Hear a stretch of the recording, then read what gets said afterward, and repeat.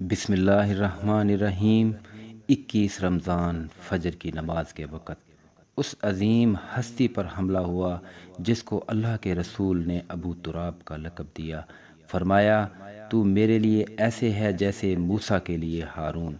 وہ عظیم ہستی جس کے لیے جبرائیل اللہ کے حکم سے ذوالفقار تلوار لے کر اترے، وہ علی حیدر جو خانہ کعبہ میں پیدا ہوئے، جس کے لیے حضور نے فرمایا، میں علم کا شہر ہوں، علی دروازہ۔ تمام صحابہ میں سب سے بہادر، شجاعت ایسی کہ دنیا میں اس کی مثال نہیں ملتی۔ مظلوم اتنے کہ خود بھی شہید اور ان کی اولاد کا بچہ بچہ شہید کر دیا گیا۔ آپ علی ابن طالب بن عبد المطلب بن ہاشم حضور صلی اللہ علیہ وسلم کے چچا زاد بھائی تھے۔ آپ مولا علی کو عبد الرحمن بن ملجم نے شہید کیا جو کوفہ سے آیا تھا۔ صحابہ نے کہا، امیر المومنین، اس کے ارادے ٹھیک نہیں، اس کو پکڑ نہ لیں۔ آپ علیہ السلام نے فرمایا، اگر اس کو پکڑ لیا تو میری ملاقات اللہ سے کیسے ہوگی؟ ایک دفعہ آپ بیمار ہو گئے، کہنے لگے، اللہ کے نبی، لگتا ہے میری موت کا وقت آ گیا ہے۔ آپ نے فرمایا، نہیں، جب تمہارے سر کے خون سے تمہاری داڑھی رنگین ہوگی تب تمہاری موت آئے گی۔ ایک دفعہ صحابہ آپ کے گھر کا پہرہ دے رہے تھے، کہا، کیا کر رہے ہو؟ صحابہ نے کہا، جناب، آپ کی جان کو خطرہ ہے۔ فرمایا، کس سے خطرہ ہے؟ زمین والوں سے یا آسمان والوں سے؟ کہنے لگے، جی آسمان والوں سے کون بچا سکتا ہے، زمین والوں سے دے رہے ہیں۔ کہا، جاؤ سو جاؤ، جب آسمان والا فیصلہ کرتا ہے تو زمینی پہرے کام نہیں دیتے، فیصلے آسمان سے اترتے ہیں، زمین سے نہیں۔ سب خوارج الگ ہو گئے اور شام میں علیحدہ حکومت بنا لی اور بہت خطرناک جنگیں کیں، بڑے زمانے تک مسلمانوں کو نقصان پہنچاتے رہے۔ ان میں سے 3 خارجی اکٹھے ہوئے اور فیصلہ کیا کہ جتنا فساد ہے ان 3 لوگوں کی وجہ سے ہے، ان کو قتل کر دو۔ ان میں عمر بن عاص، معاویہ بن سفیان اور علی بن طالب رضی اللہ تعالی عنہ، ان تینوں کو قتل کر دو تو جتنا فساد ہے ختم ہو جائے گا۔ عمر بن عاص اس دن نہ آ سکے، وہ مصر کے گورنر تھے۔ معاویہ رضی اللہ تعالی عنہ پر عبد الرحمن بن ملجم نے فجر کی نماز کے وقت وار کیا، آپ زخمی ہو گئے مگر جان بچ گئی۔ علی بن طالب مولا علی کے سر پر وار کیا، تلوار دماغ میں چلی گئی، خون سے داڑھی رنگین ہو گئی۔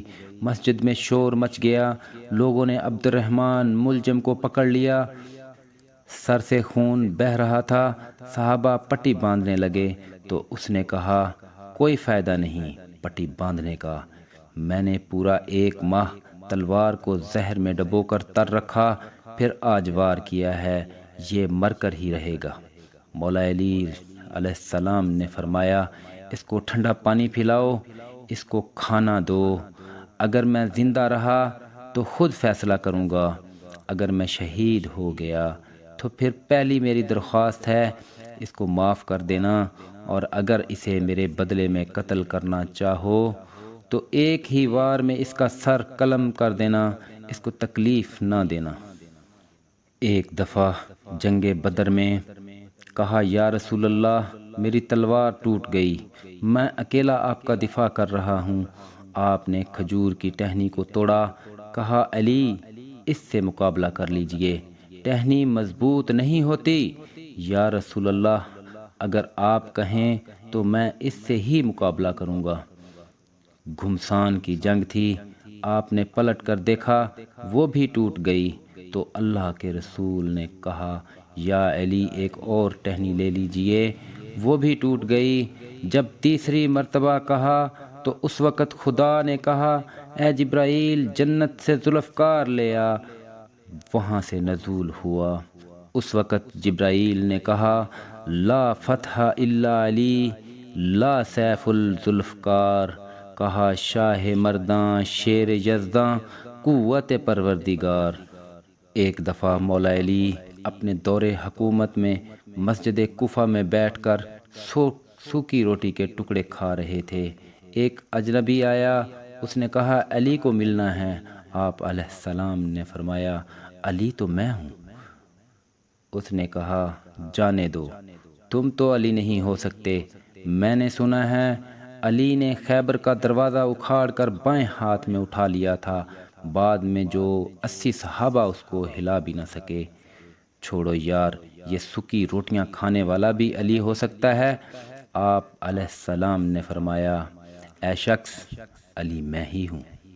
یہ جو ہے نا، یہ ہماری جسمانی طاقت، خیبر کے قلعے کا دروازہ اکھاڑنا ہماری روحانی طاقت۔ ایک دفعہ جنگ خندق کا میدان لگا۔ عرب کا مشہور اور طاقتور ترین شخص عمر بن عبدو خندق پار کر کے آ گیا اور للکار کر کہا کوئی ہے جنت لینے والا؟ تنزیہ کہا اور حقارت سے مسلمانوں کی طرف تھوک دیا۔ مسلمانوں کی عزت نفس مجروح ہو گئی۔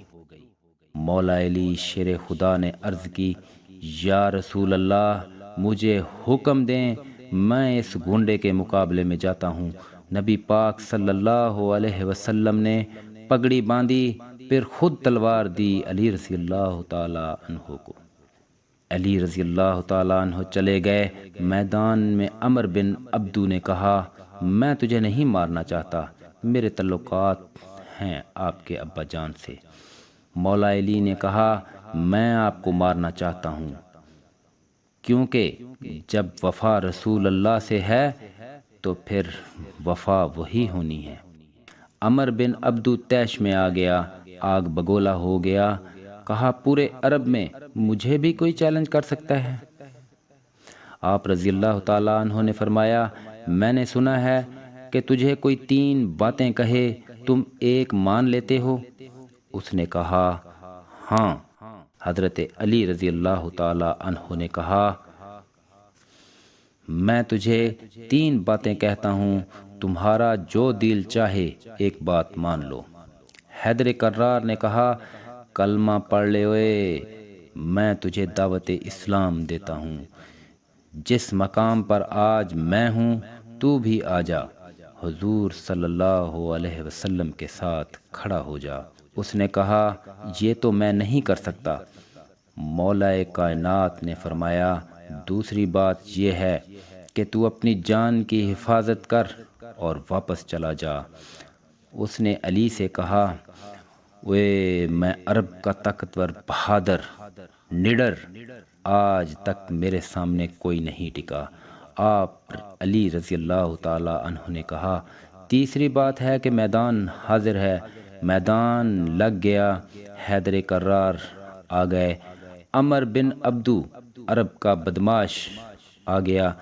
صحابہ رضی اللہ تعالیٰ عنہ فرماتے ہیں مولا علی ایسے لڑے کہ گرد و غبار ایسا اڑا کہ دونوں گرد و غبار میں نظر آنا بند ہو گئے۔ مولا علی اور عبدو دونوں گرد و غبار میں گم ہو گئے۔ کہتے ہیں اسلام امن کا درس دیتا ہے، میں کہتا ہوں اسلام عمر بن عبدو کے مقابلے میں علی کو بھی لاتا ہے۔ صحابہ رضی اللہ تعالیٰ عنہ فرماتے ہیں تھوڑی دیر تلواریں چلنے کی آوازیں آئیں اور بند ہو گئیں۔ صحابہ فرماتے ہیں ہمارے دل دھڑک رہے تھے، اللہ جانے کیا ہوگا۔ اتنی دیر میں حیدر کرار نے اللہ اکبر کا نعرہ بلند فرمایا۔ حیدر کرار فرماتے ہیں جب میں گرد و غبار سے واپس آیا تو حضور صلی اللہ علیہ وسلم کو سامنے پایا۔